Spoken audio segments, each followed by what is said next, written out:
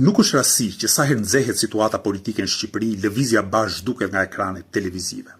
Edhe sonte, si thuajse çdo mbrëmje, në emisionet politike të mbrëmjes kishte të ftuar përfaqësues të gjitha partive, dramatike e komike, të mëdha ose të vogla.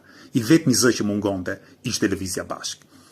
Edhe më groteske ishte situata në emisionin Opinion të TV Klanit, ku drejtuesi i atij emisioni, pa kurfare etike gazetareske dhe me mllefin e një adoleshenti, kishte përbërë të përmendte protestën e çdo partie, qoftë edhe me 10 vet, dhe protestën më të rëndësishme, më masive që është bërë këto kohë. Nga lëvizja bash nuk guxoi ta përmendte.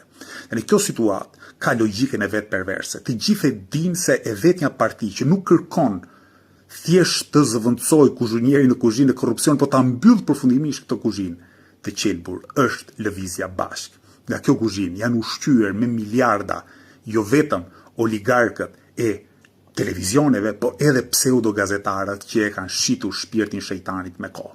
Në këto kushte, mbështetja çdo qytetarit ndershëm është jetike për ne.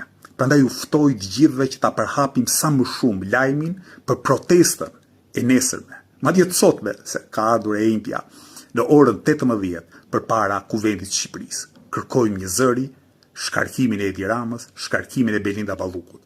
Korrupsioni është si bari i keq, duhet shkulur me rrënjë.